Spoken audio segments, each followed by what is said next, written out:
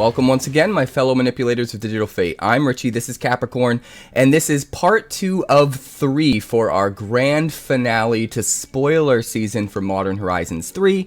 We're going to cover most of the rest of the cards that were spoiled that we haven't covered yet in this video, and then the grand finale is going to be the next video that I'm going to try to get up really soon. But there was just so many cards to cover all at once that I needed to split it up into multiple videos. So look forward to that. If you haven't already, please make sure you like the video. Every single like helps this video get out to so many more people, and I would appreciate it greatly. It's you guys that like the videos every time.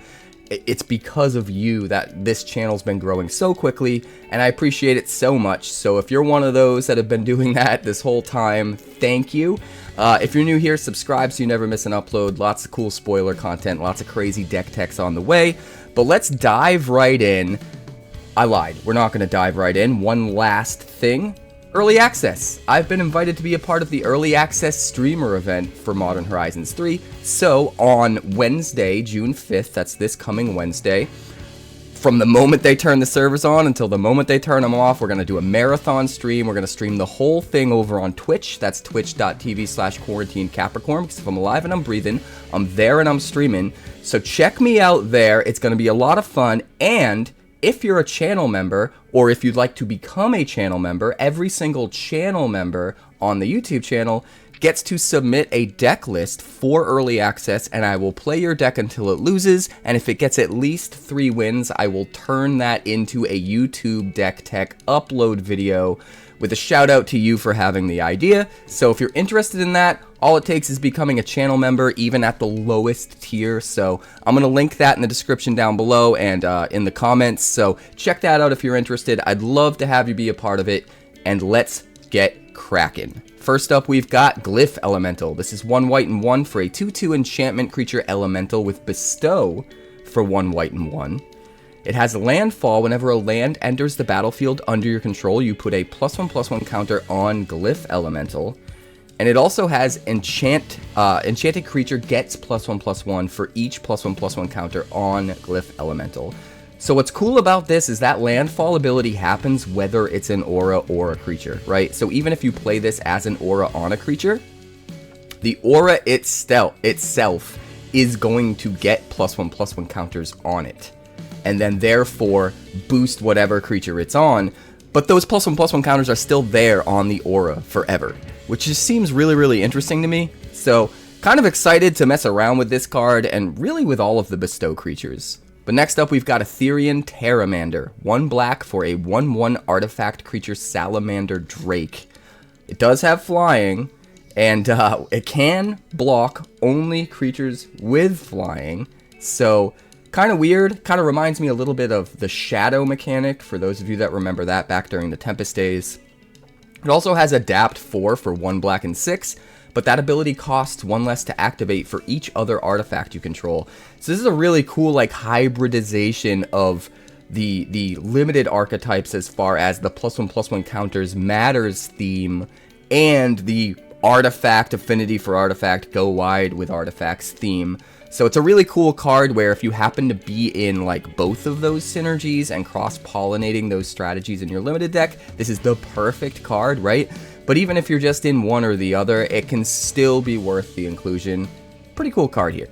But next up, we've got Consigned to Memory. This is 1 blue mana for an instant. You replicate 1, which means when you cast a spell, you copy it for each time you paid its replicate cost, and you may choose new targets for the copies. And then you counter target triggered ability or colorless spell. So this is a kind of cool way to combat things like Storm. Most of the time, in limited at least, you're going to just be using this to counter a spell. But it can, it can be any colorless spell that you can counter, or a triggered ability. Sometimes you might get cast triggers off of Eldrazi, but most of those are colorless, so you just counter the spell anyway. Although it's worth noting, for just 1 extra mana, you can counter both the spell and the cast trigger, which is really important, because normally, that's not something you can do. Even if you counter the creature, the cast trigger will still happen, right? So this is a way to counter both for 2 mana, or just one or the other for 1 mana, or in very niche circumstances where there might be a bunch of triggers put on the stack at the same time. you could theoretically counter a whole bunch of stuff. So a lot of versatility here. Really, really interesting. I think specifically because this set is so deep into powerful colorless spells, I think this card gets a lot better. But outside of that, I don't know just how good it is. Maybe cool sideboard tech, but we'll see. Next up, we've got Idol of False Gods. This is 2 mana for a Kindred Artifact Eldrazi, which means it does count as Eldrazi creature type, which is kind of interesting. You can pay 2 colorless mana, one of them being a colorless Hedron mana, and tap this to create a 0/1 colorless Eldrazi spawn creature token that can be sacrificed for a colorless mana. Whenever another Eldrazi you control dies, you put a +1/+1 counter on Idol of False Gods, and as long as Idol of False Gods has 8 or more counters on it, it becomes a 0/0 creature in addition to its other types, and has Annihilator 2. So this is a really cool, like, build your own Eldrazi in a way. It comes down early, it just generates you value turn after turn, whether you need the creatures to go wide with, or you're using them for mana ramp, whatever the case may be. And then every time one of those tokens is sacrificed for mana, or chump blocks, or whatever, you're going to get a counter on the idol. And eventually, down the line, it's going to be big enough that it turns into a huge Eldrazi creature with Annihilator 2, which is awesome. It's also awesome that this triggers off of other creatures dying as well. It doesn't just have to be the Eldrazi that it's making that are dying, and that makes this card a lot better. This is one of those cards that I'm super interested to try out during early access. Seems really fun and limited, so we'll see how it goes. Next up, we've got Ral and the Implicit Maze. This is the red uncommon saga, 2 red and 3. Chapter 1, Ral and the Implicit Maze deals 2 damage to each creature and planeswalker your opponents control. So kind of a pyroclasm there, a very overcosted pyroclasm, but still, in limited, that could be really good, especially when you take into account the fact that these Eldrazi creature tokens are pretty prominent within the lower rarities for limited, so it's probably going to have a better chance of hitting more things than your normal set might. Chapter 2, you may discard a card. If you do, you exile the top 2 cards of your library. You may play them until the end of your next turn. So some synergy with some of the play from exile stuff in this set as well. Also just sheer card advantage, right? Because you just get 2 things. Not only are you wiping the board, you're probably at least killing something with Chapter 1, but then you're getting to play 2 cards with Chapter 2. So decent amount of card advantage here, and we're starting to see why it's a 5-drop. And then on Chapter 3, you create a Spellgorger Weird token. Now this was an actual creature at one point. You get a token that is that same thing. 1 red and 2.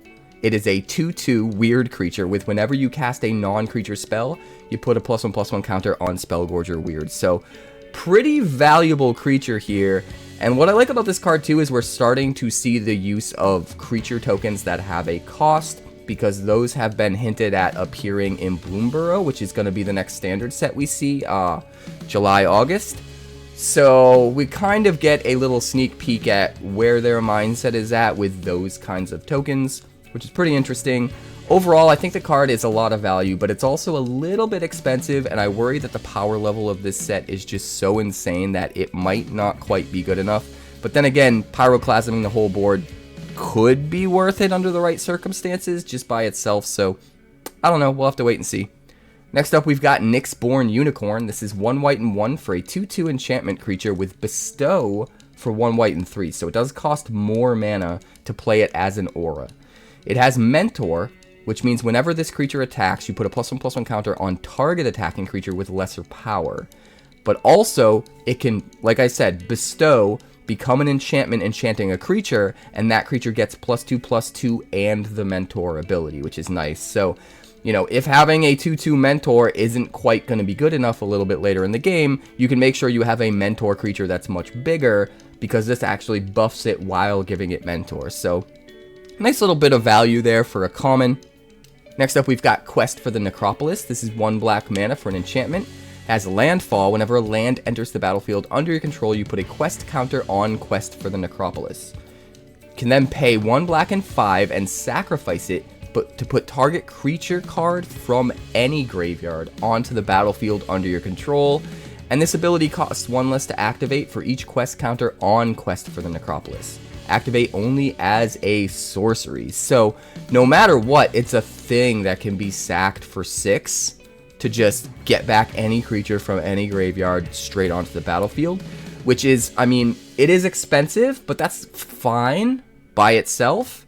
But what really makes it crazy here is the longer it stays in play, the more lands enter after it hit play, the cheaper it gets. So if you drop this on turn 1, by the time you get to like turn 6 or 7, this is just waiting to be sacrificed for just 1 mana, right? To bring back your key creature, which should also be right around the perfect time when you're trying to play your really big bomb that you've been saving up mana for, like your big Eldrazi or whatever, and they counter it or they use creature removal, and it goes straight to the graveyard. So having this way of, for just 1 mana, oh, your big bomb you've been waiting forever to play, even though they dealt with it, it's right back, can be kind of nuts, I think. So I think in the right deck, this is going to be really cool.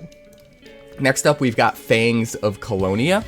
1 green and 1 for a sorcery. You can put a +1/+1 counter on target creature you control, and then double the number of +1/+1 counters on each creature that had a +1/+1 counter put on it this way.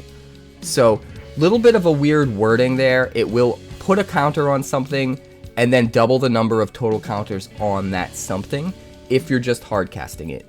But the reason it's worded that way is because it has overload for 2 green and 4, which means instead of playing it for 2 mana, you can play it for 6 mana, and instead of only targeting 1 creature, it's going to target every creature that you can target, that you control. So that's why it's worded the way it is. It's going to double the counters on all of them, and that's going to count all of the counters they already had on them. So if you're in a Counters Matters archetype for limited, this card could get really, really crazy, really, really quick. Pretty interesting. Next up, we've got Lethal Throwdown. This is 1 black for a sorcery. As an additional cost to cast this spell, you sacrifice a creature or sacrifice a modified creature.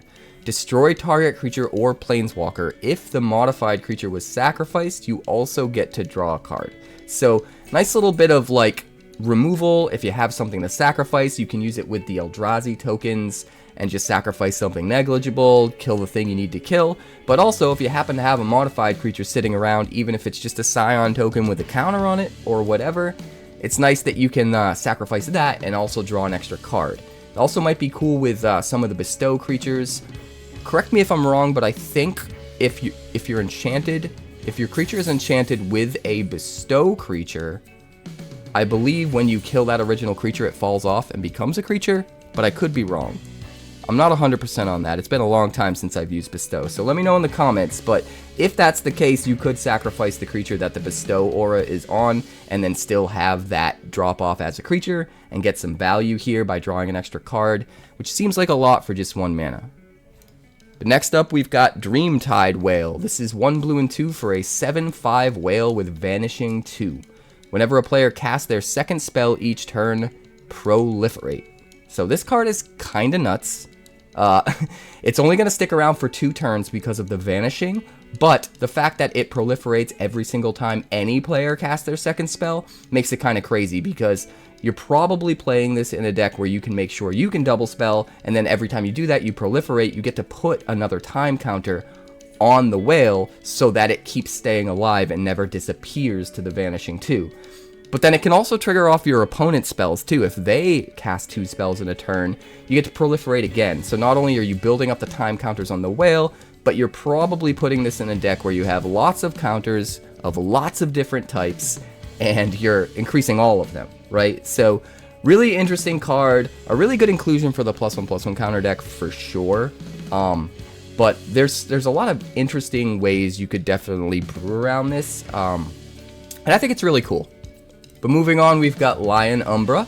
This is 2 green mana for an enchantment aura.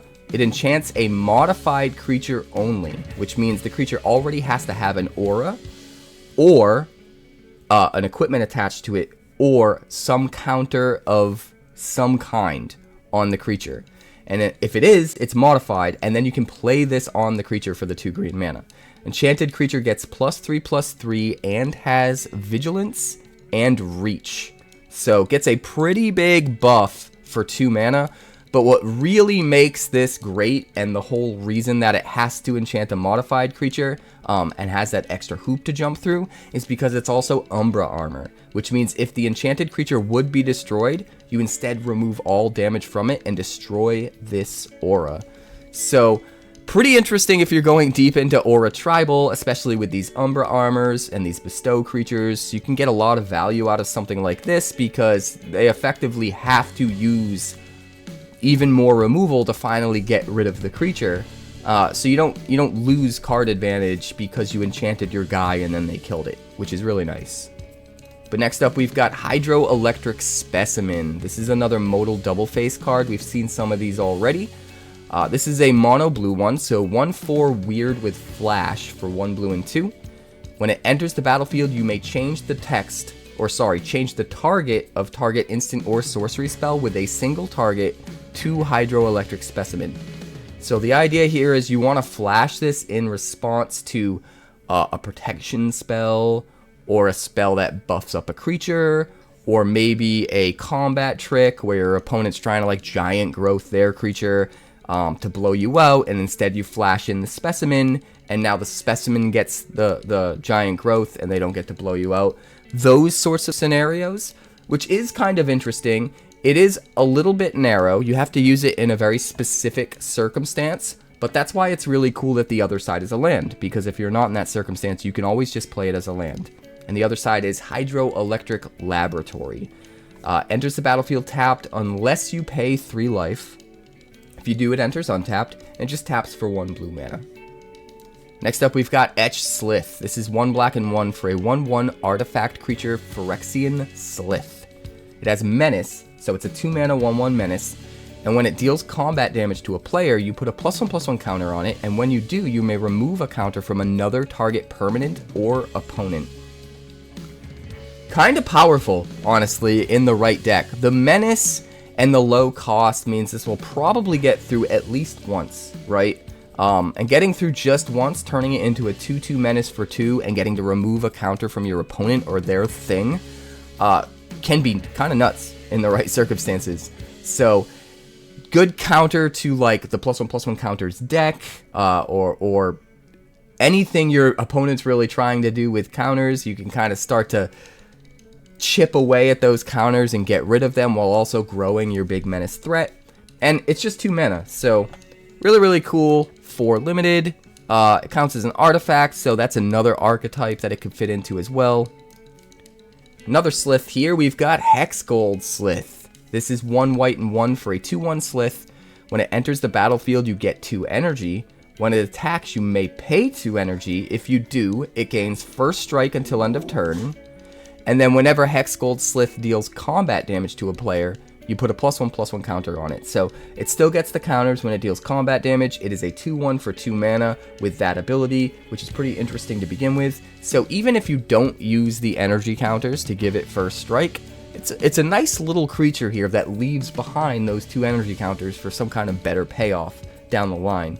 The only thing I don't really like about it is the fact that you have to choose whether you're paying the 2 energy when you attack. You can't do it at instant speed when they block. You can't have a threat of activation, right?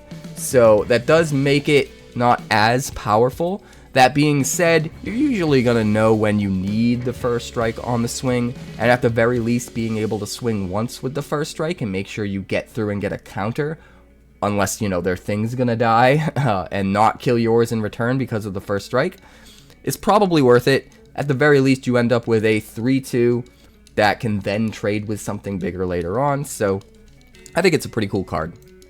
Next up, we've got Titan's Vanguard. This is 5 mana in the colors of Gruul for a 5/5 Eldrazi with Devoid, so it's technically got no color, even though you do have to spend red and green mana to play it. It also has Trample, and when you cast this spell, and whenever Titan's Vanguard attacks, you put a +1/+1 counter on each colorless creature you control. So 5 mana is a lot. That being said, in limited, I still think this guy is a house because it's got Devoid, right? Protection from colors isn't going to help against this very much. And the fact that it puts the counters on all colorless creatures is what really puts it over the top. It even puts one on itself, since it's technically colorless because of the Devoid. So it's swinging as a, what, 7/7 trample? Because when you cast it, well, I guess the cast trigger would resolve before the creature enters the battlefield, right? So when you cast it, you're not going to get a counter on the Vanguard itself. You're just going to get a 5/5 trample and a counter on every other colorless creature you have. But then when you swing with it, it will actually put a counter on itself. So it swings as a 6/6 trampler while also giving another counter to all of your other colorless creatures. The more I think about it, the more valuable I think this card is. It is kind of expensive, but if you're in the right deck, I think this can be really good payoff that just helps you really go over the edge, especially when you consider the fact that this set is pretty deep into having Eldrazi creature tokens that you can get very cheaply and go wide with, that are just 0/1s and aren't normally a threat, are normally just there for mana ramp, but this can turn them into threats. Immediately on cast, they become 1/2s, and then when it swings for the first time, they become 2/3s. And then if the Vanguard happens to survive and keep swinging, it can make them bigger and bigger. So the more I think about it, the crazier I think this card is. It can turn your actual tokens into actual threats, right? It can actually beef them up into insanity. And I also said actually too many times, so minus an actually and then minus another actually, and okay, now we're good. Next up, we've got Bespoke Battle Wagon. This is 1 blue and 3 for a 5/6 artifact vehicle. You can tap it to get 2 energy. Full stop. You can just tap it to get 2 energy. It's going to be great in energy decks regardless. You can also tap it and pay 2 energy to tap a creature. You can also tap it and pay 3 energy to draw a card. Or you can pay 4 energy to make it become an artifact creature until end of turn without being crewed. Plus it can crew for 4.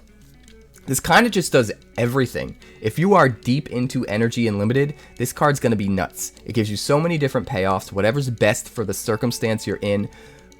But if you don't want to use those payoffs, if you have even better payoffs, it can just generate you energy as well, which is nuts. And if it didn't have the ability to be crewed by a creature, and this was all it did, it would be good, but not great. But the fact that it can also just be crewed by creatures normally and swing or block, I mean, you can crew it, block an incoming threat, and then before the end of their turn, still tap it to either generate energy or to get one of these energy payoffs.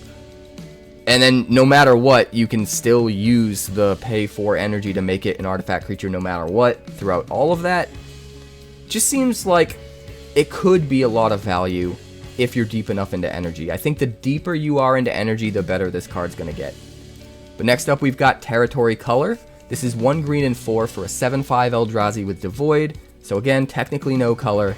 It has Reach, and it also has Landfall. So whenever a land enters the battlefield under your control, look at the top card of your library. If it's a creature card, you may reveal it and put it into your hand. If you don't put the card into your hand, you may put it into your graveyard. This is just an insane amount of value for an uncommon. This is only 5 mana. I remember when 7/5s with Reach cost a lot more than 5 mana. Granted, this is a power level cranked up to 11 set because it's a modern set, but still. The fact that you get a 7/5 Reacher for 5 mana in your limited deck, and then also a Landfall ability that's just drawing you creatures or letting you put stuff in the graveyard if it's not a creature, and maybe that's a good thing if you have a deck that can interact with the graveyard and get value out of the graveyard. So, I don't know. I think this card is just... I feel like I say that about like every card, but I feel like this card is just kind of crazy for limited. Next up, we've got Foul Strike. This is 1 green and 1 for an instant. You destroy any creature with flying. It also has Reinforce 2, so you can pay 1 green and 2 and discard the card to put 2 +1/+1 counters on target creature. This is a cool way of getting niche removal that can only hit very specific targets into a deck without it being a wasted card. Because if you don't have a flyer to kill with this, you have the Reinforce ability to use. So if they do have a big flyer you need to deal with, you're going to be very, very glad you included this in your deck. But if they don't, you know, you could still get value out of it. Not only can you get value out of it, but it's a discard effect, so they can't even counterspell the 2 counters. And you can do it at instant speed, so you can do it in the middle of combat as a combat trick to blow out an opponent or whatever. So a lot of value to be had here in different ways. I think it's a pretty cool card. Pretty powerful for common, to be honest. Next up, we've got Twisted Riddlekeeper. This is 8 mana for a 5/5 Eldrazi Sphinx. It has Emerge for 1 blue, 1 colorless, and 5. You may cast this spell by sacrificing a creature and paying the Emerge cost reduced by that creature's mana value. When you cast this spell, you tap up to 2 target permanents and put a stun counter on each of them. And then this is just a 5/5 flyer. So the Emerge cost is pretty cool. You do have to be in blue in order to pay the Emerge cost, which is different from hard casting it. So what's cool about this is even if you're not in blue, you could put this in your deck, right? And then you could just save up the 8 mana and play it as a colorless creature. But if you're in blue, it's going to be even better. You can pay this Emerge cost. You can sacrifice, you know, not super expensive creatures, but somewhat expensive creatures to get this down way, way earlier. And just use it to kind of take over the game. I mean, it does a lot. It's a 5/5 flyer. It's a 4-turn clock. It taps down their 2 most problematic permanents and puts stun counters on them. And probably comes out very cheaply. So, pretty decent. Next up, we've got Toxic Deluge. This is another rare. 1 black and 2 for a sorcery. As an additional cost to cast this spell, you have to pay X life. All creatures get -X/-X until end of turn. The fact that this can wipe the entire board for 3 mana, that's what's worth writing home about. Like, that's crazy. Granted, you might have to pay a lot of life, but if you're up against an aggro deck, you probably don't have to pay very much life at all. That being said, if you're in a deck with life gain, this is going to get a lot better, right? If paying life is no big deal, then this automatically becomes like the best possible sweeper you could put in your deck because it is scalable and requires very little mana and just kind of can kill anything no matter what circumstance you're under. So, very cool card. I really want to brew with it. Is a life gain deck viable in common? Or in modern rather? Probably not. I don't know. I don't know if there's a modern life gain deck. I don't think there is, but there could be. Either way, I think this card is really, really fun and very versatile. Next up, we've got Monstrous Vortex. This is 1 green and 3 for an enchantment. Whenever you cast a creature spell with power 5 or greater, you discover X, where X is that spell's mana value. So basically, every creature becomes a cascade effect. That's disgusting. Is there anything else we really need to say about that? Discover X every single time you cast a creature spell with power 5 or greater. What's interesting about that too is it triggers off power 5 or greater, not necessarily a certain mana cost. So you can still have cheap creatures, maybe not super cheap, but cheap enough creatures that still have a power 5 that can be cascaded into with other bigger things, and then you can keep going, right? So that just seems kind of bananas. I don't know. I just think this seems kind of bananas. It's an uncommon that does this? Really? I mean, you do have to spend 4 mana and basically take a turn off, but it's just insane value. Is there something I'm missing here? Is this not as good as I'm evaluating it at? Let me know in the comments. This just seems crazy. But next up, we've got Skittering Precursor. This is 1 red and 2 for a 3/3 Eldrazi drone with Devoid and Menace, so it's technically no color. And whenever you sacrifice a non-token permanent, you get to make a 0/1 colorless Eldrazi spawn creature token that you can sack for a colorless Hedron mana. That's a lot. A 3/3 Menace for 3 is already kinda good, especially when protection from red isn't going to do anything against it. But every single non-token creature that you sacrifice gets you a spawn creature token. Granted, you do have to sacrifice it, right? It's not just if it dies in any way. So you have to be in a deck where you're trying to sacrifice your actual creatures that aren't tokens. Is there an archetype that does that in Limited? I'm not 100% sure yet. There's gotta be, right? If this ability is on this card. Let me know in the comments. There's gotta be some kind of an archetype where there's a lot of sacrifice going on specifically for actual creatures that aren't tokens. That aren't just these Eldrazi spawn creature tokens. Yeah, let me know, because this card is going to be nuts in the right deck. But next up, we've got Solar Transformer. This is 2 mana for an artifact. When it enters the battlefield, it enters tapped. And when it enters the battlefield, you get 3 energy counters. You can tap it for a colorless mana, or you can tap it and pay an energy counter to add a mana of any color. Seems really good. Granted, it comes into play tapped, but a 2-mana mana rock? A 2-mana mana rock is definitely where you want to be with your mana rocks. Comes into play tapped, and that kinda sucks. And most of the time, it's only generating colorless mana. It can only generate you mana of any color 3 times, unless you're getting energy other ways. But honestly, in the energy deck, this could actually be even better. If you only want the colorless mana, and this is just a 2-mana mana rock that taps for colorless, and then also gives you 3 energy to use for your other energy payoffs, that could be really, really good. And then it has this upside of, if you're desperate, you could pay an energy to get a mana of any color if you really, really need to cast a spell that you don't have the right color for yet. Yeah, the more I think about it, the more I like this card. I think it's definitely going to be really, really good in the decks that want a lot of energy, because the energy feels like it's almost free, tacked onto a 2-mana mana rock. Granted, I know it does enter the battlefield tapped, but even outside of that, I mean, you can get ramped up to casting your big Eldrazi spells with this way sooner, right? And then still have a bunch of energy left over for your energy payoffs. This seems like it could be really good. I'm excited to try this card out. Next up, we've got Glaring Fleshraker. This is a 2/2 Eldrazi zone for... Eldrazi zone. Can you tell I'm tired, guys? This is a 2/2 Eldrazi drone for 3 colorless mana, one of which actually has to be a colorless Hedron. Whenever you cast a colorless spell, you create a 0/1 colorless Eldrazi spawn creature token that can be sacrificed to add a colorless. Whenever another colorless creature enters the battlefield under your control, this deals 1 damage to each opponent.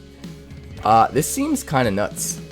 Like, this wants to be in Eldrazi spawn tribal, or just Eldrazi tribal in general.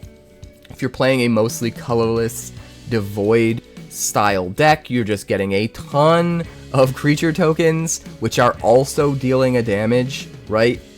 And if the colorless spell you're casting to generate the creature token is a creature, then that's another damage. Theoretically, every colorless creature you cast shocks the opponent's head. Let's take a minute and let that sink in. Every colorless creature you cast shocks the opponent's head and gives you a dude that can be sacked for mana. Wow. Yeah, this is nuts. This is going to be such a fun archetype to try and build in Limited. I am very excited. Make sure you guys tune into Early Access, because it's going to be wild. Next up, we've got 𝑤𝑧𝒑𝒐𝒊 Battle Mage. This is a 2/2 Eldrazi wizard for 1 colorless and 1. It has kicker of a green and or 1 blue and 1. When you cast this spell, if it was kicked with its green kicker, you exile an artifact or enchantment an opponent controls. If it was kicked with its blue kicker, return target creature an opponent controls to its owner's hand. So, at its base here, it's at least a 2/2 Eldrazi for 2 mana. That can get some of those other Eldrazi and colorless creature payoffs that we've seen, which is kind of nice. But then it has these 2 kicker abilities, which lets you turn this into a 3 for 1, right? You bounce your opponent's creature and exile their artifact or enchantment and get a 2/2 for a total of 5 mana. It scales really well, right? You can do any combination of that early on while you're curving out to play it on the turn you need to play it. Or if you happen to top deck it later in the game, you could just do it all and use it as a mana sink to get 3 for 1 value. That seems really good. I mean, it's not nearly as good as some of the insanity we've seen in this set, but still, seems pretty good to me. Next up, we've got Cursed Wombat. This is 2 mana in the colors of Golgari for a 2/3 Nightmare Wombat. Yeah, it's a wombat. It's a nightmare. It adapts to for 4 mana in the colors of Golgari, and permanents you control have whenever 1 or more +1/+1 counters are put on this permanent, put an additional +1/+1 counter on it This ability triggers only once each turn. Once for each of your permanents, which is interesting. So theoretically, you could put a +1/+1 counter on all of your permanents, and then they all get an additional +1/+1 counter, and then you could play a creature afterwards, and then put a counter on the creature, and it will still get another +1/+1 counter. It's not that the ability as a whole triggers once per turn. The ability is applied to each permanent you have, and each of those permanents can trigger that ability once per turn. So it's worth noting that because it could come into play in certain scenarios in limited. So keep that in mind. But the fact that this is a 2/3 for 2 that can become a 4/5, actually it would be a 5/6, right? Because it triggers itself. It would get its own +1/+1 counter, bonus +1/+1 counter as well. So when it adapts, it becomes a 5/6. I mean, that's already pretty good. That's a pretty decent on-rate body that can become a hefty boy later in the game. But then giving this ability to everything is bananas. Like, if you're deep into that modified deck or the counters matter deck or whatever, this is going to be insane. This is going to make all that stuff just that much better. Definitely seems like a chase uncommon for that specific archetype, for sure. But next up, we've got Snapping Voidcraw.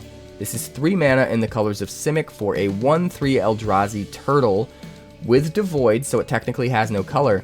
It can tap for 2 colorless mana. That's crazy. And you can pay 4 colorless mana and tap it to draw a card. So a lot of value here. Granted, it's not the best body in the world. It's a little slow for the power level of this format. But that being said, it provides a ton of value. It's going to let you ramp out your Eldrazi creatures super, super fast by giving you not 1, but 2 colorless Hedron mana pips by tapping it. And then after you've emptied out your hand and already played all those big Eldrazi's that you're ramping to, you have a mana sink here where you can just draw cards. So if you're in the right deck where you're just trying to control the game and you have a lot of removal and you're just trying to take over the game, this can absolutely grind you out to a win for sure. This card is crazy in a deck like that. But next up, we've got Pinnacle Monk. This is the red MDF, modal double-faced, MDFC, modal dual-faced. Is it double-faced or dual-faced? I think it's double. Modal double-faced card. It's a 2/2 Djinn Monk for 2 red and 3. It has prowess, and when it enters the battlefield, you get to return an instant or sorcery card from your graveyard to your hand. So it is pretty expensive, but it's a decent amount of value when you take into account the fact that there's a land on the other side, because most of the time you can just play this as a land and be happy. But if you happen to draw it late in the game where you have a lot of mana left over and maybe you're kind of starting to run out of gas, this is a way to not only get a nice little body onto the table, but also get your best instant or sorcery back into your hand. So if you think about it like that, as early in the game it's a land, later on when you're digging and desperate for card value, you can actually play it and get your best spell back, then it seems kind of good, right? If you're thinking about using it as the monk first and foremost on curve, it doesn't seem nearly as good. But you can play it as Mystic Peak on the backside. It's a land that taps for 1 red mana, and it enters the battlefield tapped unless you pay 3 life, in which case it'll come into play untapped. So, cool little card. Next up, we've got Phyrexian Ironworks. This is 1 red and 2 for an artifact. Whenever you attack, you get an energy counter. Now, I'm pretty sure that's just 1 energy counter, not 1 for each attacking creature. I'm 99.99% positive that's how this works. But you can also tap this and pay 3 energy to create a 3/3 colorless Phyrexian Golem artifact creature token. Activate only as a sorcery. It does seem a little slow, especially for a 3-drop. That being said, even in a vacuum without any other support, every 3rd turn, you get a free 3/3. As long as you can attack with something. You don't need to attack with everything. You don't need to attack with specific creatures. Just attack with something. If you can just attack with something each turn, 1/1 flyer, whatever, every 3rd turn you're going to have enough energy to make a 3/3. Which is, nice little bit of value. I still think it's kind of slow. But I think where this card is meant to be played is definitely in the archetype that's meant to abuse energy counters. If you're just getting extra energy counters every turn, and that's feeding into all of your other synergies, that's going to be really good. If you have easy ways of making a bunch of other energy, you can maybe just get a 3/3 every turn out of this and still have plenty of energy left over. So depending on how deep that well goes as far as that archetype in limited, this could be really, really good. But my gut is saying it's a little too slow. I don't know. We'll see. But next up, we've got Urz's Incubator. This is a reprint. 3 mana for an artifact. When it enters the battlefield, you choose a creature type. Creature spells of the chosen type cost 2 less to cast. Very cool card here. This is something you can play early, name Eldrazi, and then start ramping out your Eldrazi's super quick. You can play 6-drop Eldrazi's on turn 4, which is bananas. And you can play 7 and 8-drop Eldrazi's way, way, way sooner than you might otherwise. So even in that, this is kind of cool. But I mean, you could play this in any tribal deck, right? And I'm curious how many different tribes will be relevant and realistically usable as a tribal deck in limited. It might just be Eldrazi. I'm not sure. If you think there's another tribe that I missed that's going to be super relevant and limited, let me know in the comments, because it probably flew right over my head. But I think this card's really cool. Granted, it's a rare, so it's not going to come up in limited that much. It's probably meant for modern. Is this worth playing in modern? Is this going to see play? Is it powerful enough? Does it already? Let me know in the comments. But next up, we've got Smelted Chargebug. 1 red and 1 for a 1/3 insect with menace. And when it enters the battlefield, you get 2 energy. And whenever it attacks, you may pay an energy. If you do, another target attacking creature gets +1/+0 and menace until end of turn. So what's cool about this is the Chargebug has menace all the time, no matter what. So if your opponent only has 1 blocker, the Chargebug can keep swinging in, keep giving your best creature +1/+0 and menace, and both creatures can just keep getting through every turn. Doesn't even matter how good that one creature is, right? The menace really, really helps out. And the fact that you don't have to like target itself in order to get the menace on this so that it doesn't die swinging and all that. It's just nice. It's just an extra layer you don't have to worry about. You can focus on what the card is good at. But again, it just gives you 2 energy that you don't even need to use for that ability. That might be useful in better, crazy energy payoffs. So, I don't know. Is it good enough? Maybe. Next up, we've got Retrofitted Transmogrant. 1 black for a 1/1 artifact creature zombie.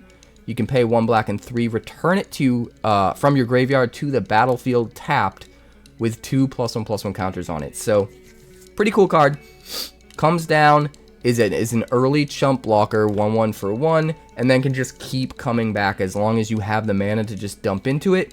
It can just keep coming back over and over, and it comes back as a 3/3. Granted, it costs you 4 mana to get that 3/3, but the thing you got to remember is it doesn't cost you a card. You're not having to use up a card in your hand in order to get the 3/3. It's a thing you already played that's in the graveyard that's coming back as a 3/3. So spending a little bit of extra mana in order to get a 3/3 to poof out of thin air seems okay. Is it a great card? No, it'll probably be your 22nd, 23rd card in limited, but in the right decks where you're trying to sacrifice things, this could be really, really good. So we'll see. But next up, we've got Muster the Departed. 1 white and 2 for an enchantment. When it enters the battlefield, you create a 1/1 white spirit creature token with flying. It also has Morbid, so at the beginning of your end step, if a creature died this turn, you get to populate, which means you create a token that's a copy of a creature token you control. So, even by itself, you get a 1/1 no matter what, a 1/1 flyer, and then every time a creature dies during one of your turns, you're going to get another 1/1 flyer. That by itself seems pretty decent for 3 mana, but obviously where it starts to get busted is the fact that Populate can target way more than just your 1/1 flyer. It can target any creature tokens that you have. So if you're in a deck where you're going super wide with lots of different crazy high value creature token types, you can get even crazier with this. I know there's some 𝑙urgoyf cards. I don't remember if they're in the commander only portion of this set or if they're actually just in Modern Horizons 3. But there are definitely some 𝐿drazi cards that make 𝐿drazi tokens, which would be absolutely insane with this. If there are other really big nasty creature tokens in this set you could use this with in Limited, let me know in the comments, because I'm super curious just how crazy this card could get. This is one of those cards where, depending on the support you have, it could be absolutely nuts. But we'll have to wait and see. Next up, we've got Gift of the Viper. This is a 1 mana instant. One green mana for an instant. Put a +1/+1 counter, a reach counter, and a death touch counter on target creature and untap it. So this is like the ultimate combat trick, right? Just for 1 mana at instant speed, you turn one of your guys into a your flyer is dead machine. Like, no matter what they do, their flyer that's swinging in is gonna die, because you get the death touch and you get the reach. The +1/+1 counter means there's possibility that if you target the right creature with this, your guy could survive as well and not have to trade, which is really, really nice. But it's nice that you have the option of just using this on a crappy little Scion creature token or whatever to just, you know, trade, and your thing dies, but you don't have to deal with their big flyer anymore, or really big anything. You could block a non-flyer that's just huge and bomby as well and kill it, but you have the versatility of the fact that you can block flyers or not. You can also just, I don't know, in certain situations use this to win the game by giving your guy that gets through a +1/+1 counter and doing an extra damage. I don't expect that to come up very often. It does seem like there's a decent amount of versatility here. I do like that they are counters, so they stick around forever. It's like strictly better than an aura. This is like the best of both worlds. It's like an instant speed combat trick and a really good aura on just the same card for just 1 mana. The more I think about this card, the more I like it. I think it's kind of nuts. But next up, we've got Sarpedian Simulacrum. This is 1 red mana for a 1/1 artifact creature goblin. It has haste, and you can pay 1 red and 3 and sacrifice it to deal 4 damage to target creature. I kind of love this guy. If you're in an aggro deck in Limited, you just jam him on 1, swing in for 1 damage immediately, and then for as many turns as the coast is clear, you're just pinging for extra damage with him, and then as soon as they have a decent board state and you can't swing with him, he can just sit back and eventually be used as removal. Removal that can take out a 4 toughness or less dude, which is not nothing for your little 1-drop that's no longer useful. So it's a nice way of being able to put something like this into your deck without it feeling like a waste. Because you want to be able to play 1/1 hasters for 1 in aggro decks, but in a format like this, where the power level is so high, it's hard to justify the very, very limited value that would have as soon as your opponent stabilizes. But this does. This gives you an alternate way to use it when it's done doing the thing you want to do, where you're trying to race down their life total. Now it can just be removal later on in the game. So I think it's a pretty cool card. Next up, we've got Wing It. This is 1 white and 1 for an instant. Target creature gets +2/+2 until end of turn, and you put a flying counter on it, and then scry 1. That's nuts, man. 2 mana instant speed. One of your creatures becomes a flyer forever, and you scry 1, and then just for this turn, you get +2/+2, which means chances are you can play this during combat and block something and survive it and not get blown out. Survive to actually utilize that flying counter sticking around, and maybe now you're the aggressor, right? Maybe they're 1 flyer you blocked and killed with this at instant speed, and now you have the only flyer, and now you're on the offensive, and you're also scrying 1 card closer to like a key answer to another thing you need, or even more tempo advantage, or win conditions to help you really push the fact that you have a flyer to swing in with. There's a lot of ways in which this card works really, really well that just like aren't easily noticeable at first. I think it's awesome. I think that it's a flying counter. The fact that it's a flying counter really, really matters. More than you would expect. So I think this card's really good. But next up, we've got Solstice Zealot. This is 1 white and 2 for a 2/3 Rhino Cleric. It enters the battlefield and gives you 2 energy counters, and then you can tap it and pay 1 energy to tap a creature. This card's not great. It is a little slow. That being said, if you're in the energy deck, you can absolutely get some value off this. Being able to get a body while you're getting energy so that you still have board presence to commit to the board, without slowing down on that, but also without slowing down on generating the energy you need for your big energy payoff in subsequent turns, could be nice. But I do feel like the body's kind of meh. Having to pay an energy to tap a creature is kind of rough.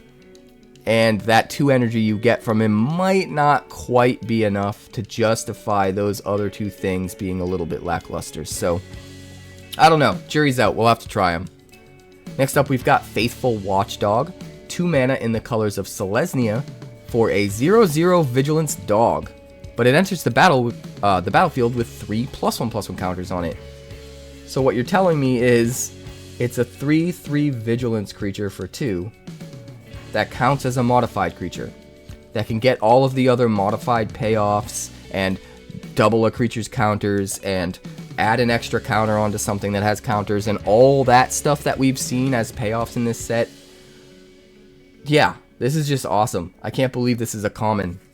How far Magic has come with power creep, right? For a 3/3 Vigilance with nothing but upside for 2 mana to be a common. A common, people. My god, what a time to be alive. But next up we have Envoy of Ancestors. This is 1 white and 2 for a 2/3 human cleric with Outlast 1 white mana, which means you can pay 1 white and tap it to put a +1/+1 counter on it. But you have to use that ability as a sorcery, which means you have to commit to it, right? You can't hold it up as a blocker, do it on their turn or any of that. Like, you have to commit to it on your turn. That being said, you can do it every turn. You just keep buffing it until it eventually becomes a huge threat. It also gives modified creatures you control lifelink, which is kind of the best reason to use it. So even if you're just using it for the time being, so that all of your modified dudes, if you're deep into that archetype, are just swinging in with lifelink, that could kind of be good enough. But then on the side, you're just dumping a mana every turn into this and eventually building it up into this huge creature. That could be really good. Or you can just outlast it once and turn it into a 3/4, and then it also has lifelink, and now it's a 3/4 lifelinker, and you could start swinging with it or blocking with it. So I don't know, there's a lot that this guy can do. Definitely wants to be in the modified creatures deck, right? The main way you want to use this is with a lot of other modified creatures already on the board. You slam it, they immediately get the lifelink, and you get the value out of that, and the Outlast is gravy. But moving on, we've got Infernal Captor. This is a 3/3 Devil Rogue with Exploit for 1 red and 3. So when this creature enters the battlefield, you may sacrifice a creature. That's how Exploit works. When Infernal Captor exploits a creature, you gain control of target artifact or creature until end of turn. Untap that permanent, it gains haste until end of turn. So, kind of nice. You can sack something to steal something, and then if you have another Infernal Captor, you could sack the thing that you stealed in order to steal something else, which is kind of cool. I don't expect that to happen very often, but if you can combine this with other sacrifice payoffs, then you're talking, right? This is just another way to contribute to that strategy, and I kind of love that. Next up, we've got the last card of today. This is Ugin's Binding. 1 blue and 2 for an instant. It has Devoid, so it's technically no color. And then you return target non-land permanent you don't control to its owner's hand. So it's a little bit of bounce. It's a little expensive for a bounce at 3 mana, but it is instant speed, it is removal, it is decent, right? The reason it's a mythic is because the second part of the card is absolutely insane. Whenever you cast a colorless spell with mana value 7 or greater, you may exile Ugin's Binding from your graveyard. When you do, you return each non-land permanent you don't control to its owner's hand. Now, this means if this is in your graveyard, the next Eldrazi or whatever big colorless thing you play is also a sweeper, a pseudo sweeper. It's going to bounce all of your opponent's non-land permanents back to their hand by playing it for no extra cost. all you got to do is exile this from your graveyard. This is way better in your graveyard than it is in your hands. You could self-mill this, or you could, you know, loot this away and discard it. You can get this into the graveyard however you want and use that second ability without paying any mana. And that's the part that you really have to keep in mind, is the fact that you don't have to pay any extra mana for that second ability, which is arguably the entire point of the card. You just play your big colorless bomb like you normally would, and you also get to just return everything to your opponent's hand. Like, that's insane. That's insane. And the fact that it has another built-in mode on it, which is a way to get this into the graveyard to use the main reason to play it, is nuts. And the fact that you can bounce something on the way, you know, pay the 3 mana, bounce a thing, get a little bit of value, but mainly just get this into the graveyard, just makes it that much better. And it even has the Void, right? So it protection from blue or whatever can't do anything to this. Like, blue Elemental Blast can't touch it. Like, man, this card is nuts. Being able to use that ability for no mana, just whenever you play your bomb, it's just game over. It's just game over. Am I crazy? Is this card not as good as I think it is? Because I think it's nuts. With all of the ridiculous Eldrazi we've seen in this set, this card is nuts. I can't wait to mess around with it. It just seems so cool. But that's going to do it for this video. Remember, we do have part 3 on the way. There's just too many cards to cover all at once, but I'm going to get right to work on that, so expect that very, very soon. But for now, here we are. Don't forget about early access happening on Wednesday, June 5th. We're going to stream all day long over on Twitch, so make sure you join us there and you're a part of it. That's twitch.tv/quarantinecapricorn. And if you want to submit any deck at all for me to play during early access, all you got to do is become a channel member. So I'm gonna link in the comments, I'm gonna link in the description. If you want to become a channel member, honestly, it helps me out a ton. It helps support the channel, helps keep me going. So I would really, really appreciate any of you that decide to become a channel member. And as my way of giving back, I will play whatever deck you want me to play on early access until it loses, and I will make a deck tech out of it if it happens to get to at least 3 wins, put it up on YouTube, and then tell everybody how awesome you are, and how amazing your ideas are, and how you're so much smarter than me. But I digress. If you haven't yet, please like this video. It helps it get out to so many more people, and I need it. I need all the things. I need all the help. I need the algorithm to do the stuff, and we're doing it, guys. We're almost to 9,000 subscribers. Like, 10,000 is a hop, skip, and a jump away. And when 10,000 shows up, I've got some crazy plans. So, I'll see you soon. I'll see you soon.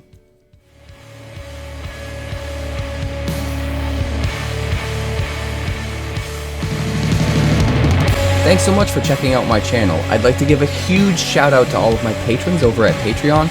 Without you guys, this channel would not be possible, so honestly, thank you from the bottom of my heart for all of your contributions. If you haven't yet, like and subscribe. The more likes we get and the quicker we get them, the bigger this channel will grow and the faster it will grow. I'd love nothing more than this channel to become something very special for you guys, but it's entirely up to you how fast that happens.